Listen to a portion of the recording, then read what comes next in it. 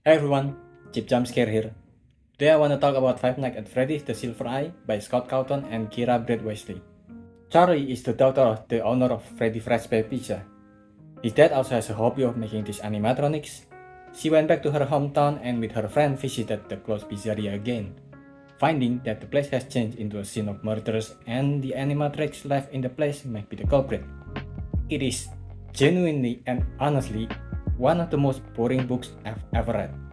Almost every scene and description was exposition, and most of them overstays welcome like a stinky fart that lingers in the air for far too long. Has so much long dialogue, and most of or all of them are not that interesting.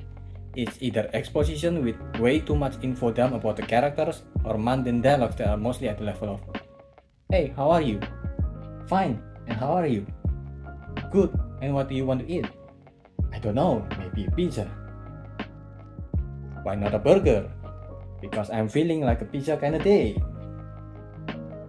I see, by the way, isn't the weather also nice?"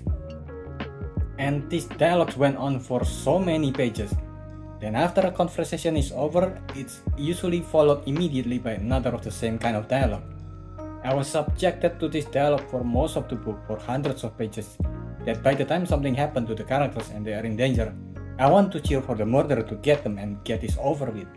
Which I don't think is what the writer intended when they wrote those many turn-based talking points to the characters.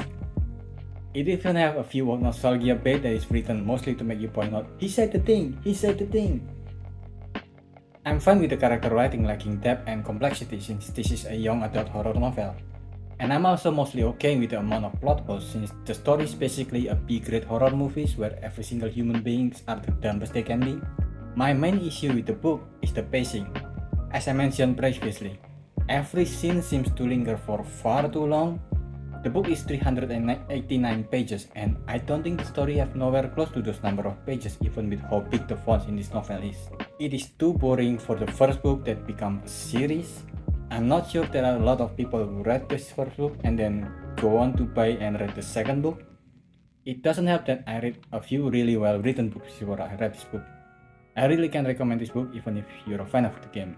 I rather you just read something better. That's about it.